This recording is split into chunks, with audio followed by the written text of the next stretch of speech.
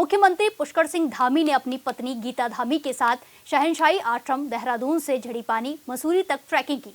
इस मौके पर सीएम ने रास्ते से गुजर रहे अन्य ट्रैकर से भी बातचीत की।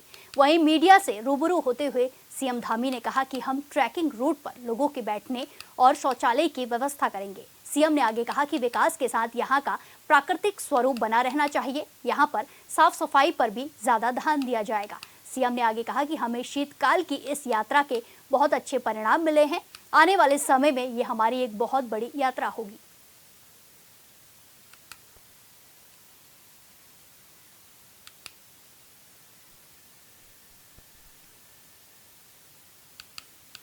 सीएम धामी अपनी पत्नी के साथ ट्रैकिंग पर निकले, जहां उन्होंने कई सारे ट्रैकर से बातचीत की और इसके बाद उन्होंने बताया कि वो बैठने की व्यवस्था करेंगे। सीएम ने कहा कि विकास के साथ यहाँ का प्राकृतिक स्वरूप भी बना रहना चाहिए और साथ साथ उन्होंने कई सारी बातें कही है। साफ सफाई पर भी ध्यान दिया जाएगा, ऐसा सीएम धामी का कहना है। उन्होंने कहा कि हमें शीतकाल की इस यात्रा के बहुत अच्छे परिणाम मिले हैं। आने वाले समय में ये हमारी बहुत बड़ी यात्रा होगी।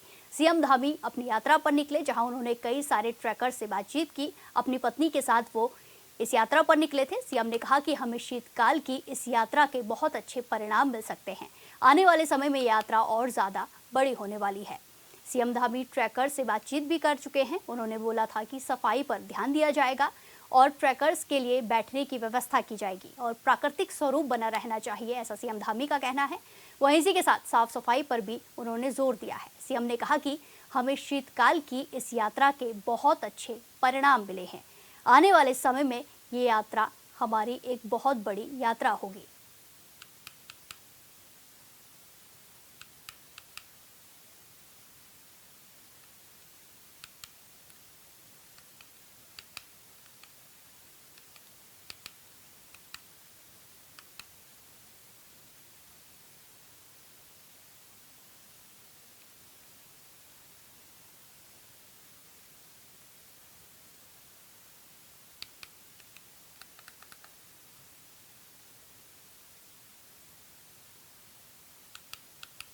मुख्यमंत्री पुष्कर सिंह धामी ने अपनी पत्नी गीता धामी के साथ शहंशाही आश्रम देहरादून से झड़ीपानी मसूरी तक ट्रैकिंग की है।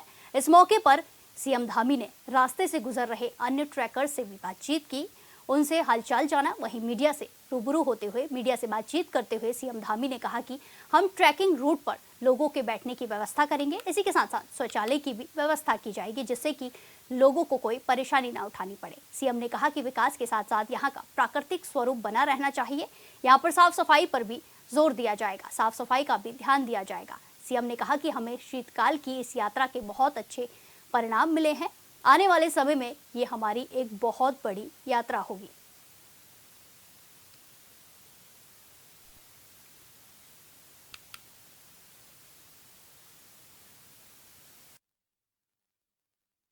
मुख्यमंत्री मुख्य सेवक बनने के बाद जरूर मैं पहली बार आया हूँ, लेकिन इस ट्रैक पर मैं पहले भी बहुत बार आया हूँ। और ऐसे ट्रैक हमारे पूरे उत्तराखंड के अंदर अनेक स्थानों पर हैं, अनेक डेस्टिनेशन पर हैं। और जहाँ डेस्टिनेशन नहीं है वहाँ पर भी बहुत अच्छे ट्रैक हैं। इस ट्रैक में मैंने आज देखा कि इस प्रकार के जितने भी ट्रैक हैं पूरे राज्य के अंदर, हम उनको थोड़ा और सुविधाजनक बनाएंगे और लोगों के बैठने के लिए रास्ते में टॉयलेट इत्यादि की व्यवस्था, साफ सफाई का विशेष रूप से ध्यान करते हुए, और जो इसका नेचुरल लुक है और नेचुरल जो स्ट्रक्चर है वो बना रहे, उसके साथ साथ कुछ सुविधाएं बनाएंगे। और मुझे बहुत सारे ट्रैक करने वाले हमारे जो सीनियर सिटीजन्स थे वो भी मिले, उन्होंने भी सुझाव दिया है कि इसको अच्छा बनाइए, लेकिन इसका नेचुरल लुक बना रहना चाहिए।